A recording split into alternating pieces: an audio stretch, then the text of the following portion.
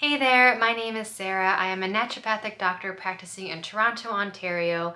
In this video, I will talk about 8 lessons that I've learned from dealing with naturopathic haters. When I look at my YouTube comments and DMs, the most common question that I get is, how do I handle naturopathic haters? After responding to that question a few times, I thought it would be a good idea to make a video like this to answer that question in more detail. Lesson number 1, stop, walk away, let your emotions die down, be respectful, and have no regrets. For me, when I read something that's negative about naturopathic medicine, I get really angry. A lot of emotions come up and I just want to type a really long response back to that person to put them in their place. When my emotions get the best of me, I have said things in the past that I do regret saying. And I don't want that for you. I don't want you to say something that you're going to regret in the future. And the best way to avoid saying something mean and rude is to allow your emotions to die down. And after your emotions die down, you are going to be thinking so much better, so much clearer.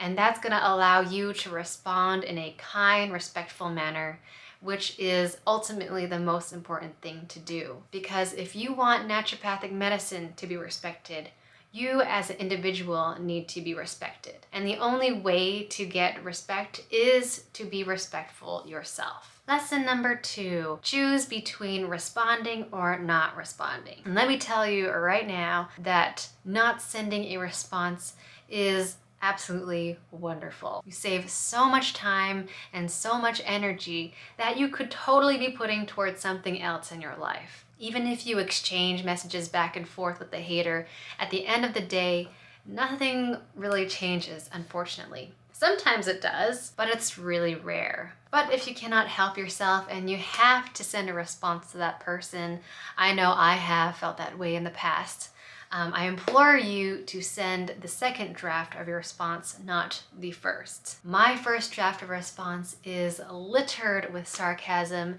and personal jabs, and I really would like to send what I say, but I know that I shouldn't. Regardless, in the first draft, I type everything that I want to just kind of vent everything out, and then I walk away, do something else, and then come back later to edit all that garbage out so that my response is more concise and to the point. And again, this is so you do not put anything that you regret saying into your response. P.S. If you do end up saying something that's mean and rude and something that you regret, please try to find it within yourself to apologize for what you said. Lesson 3, every profession has haters. When I was in naturopathic medical school, I used to think that naturopathic doctors were the only ones being hated on. I thought that other healthcare professionals could just do their thing and be loved, be valued, be respected, and not judged. And sometimes I would think maybe I should just quit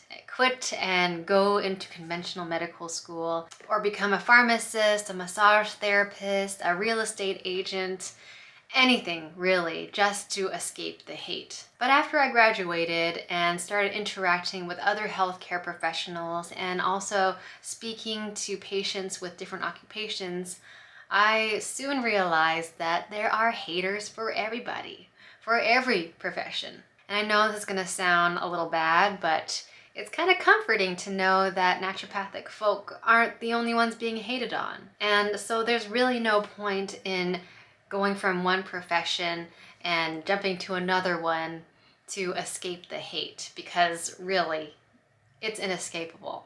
All we can do really is just pick our poison and choose the job that best aligns with our thoughts and values. Lesson 4, some haters are unhappy and insecure.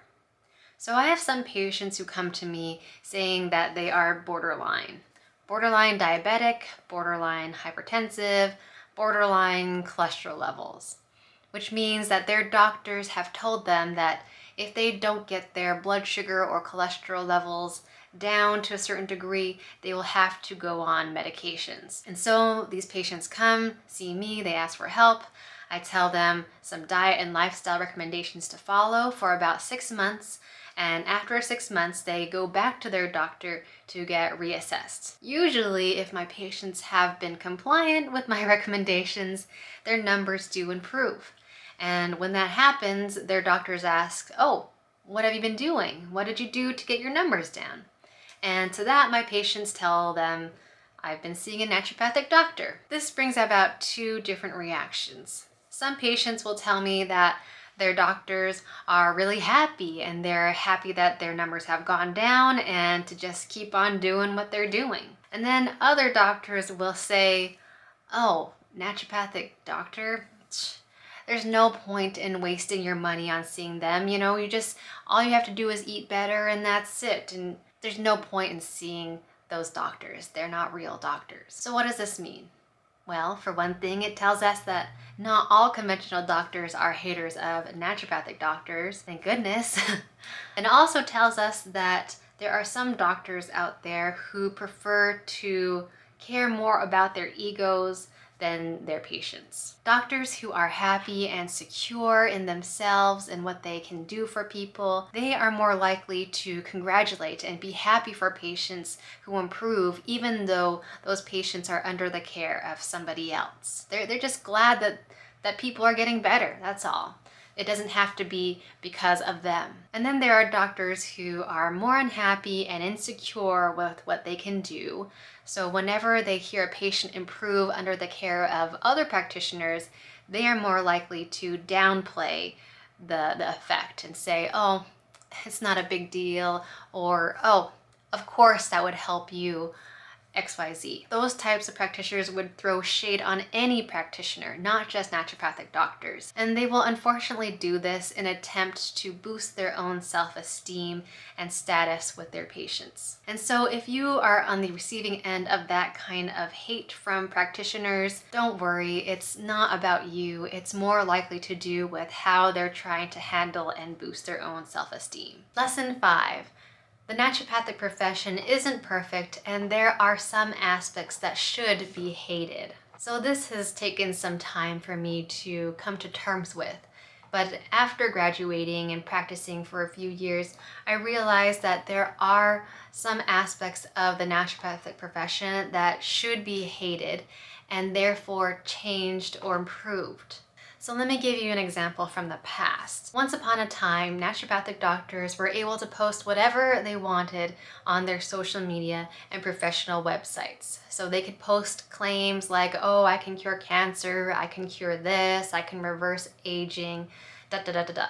These types of posts are misleading and are unethical because they mislead the public into thinking that they can do all these different things and guarantee that it will happen. When in reality, there's no way to guarantee that a practitioner will be able to cure XYZ. And so a lot of members of the public and other healthcare professionals criticize naturopathic practitioners for doing this. And as a result of the criticism, provinces that do have regulatory bodies over naturopathic practitioners decided to write up advertising rules for registered naturopathic doctors to follow.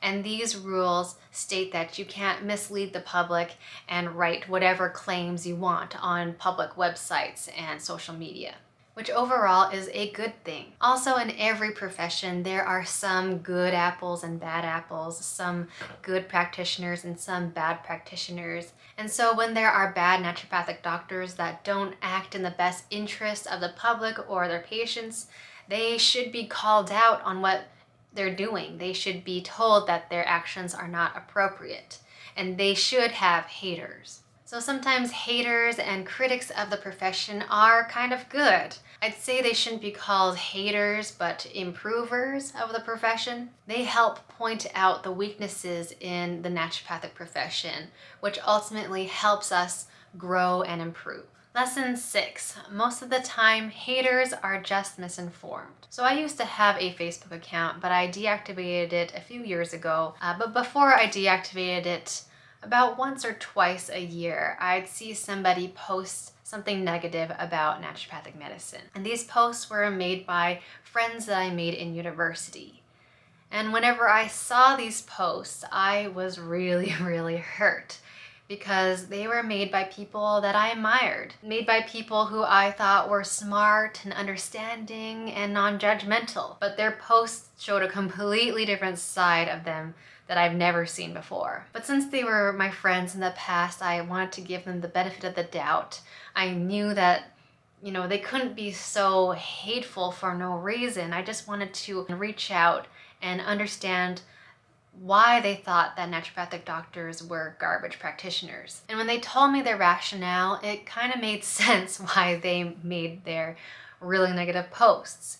And it's because they were reading things that were completely inaccurate about naturopathic doctors on the internet. For example, one person thought that naturopathic doctors were all anti-vaxxers, and that is completely not true. And another person thought that naturopathic doctors were all against prescription medications and conventional medical doctors. Again, not true. And then another one thought that naturopathic doctors only solve health problems by prescribing essential oils. 100% not true. And if these statements were true, I could totally understand why there are haters of the profession. So there's just so much inaccurate garbage online for people to read, and even educated people like university graduates can fall prey to this misinformation and become haters. And that brings me to lesson number 7. Be proactive, not reactive. When you comment back on someone's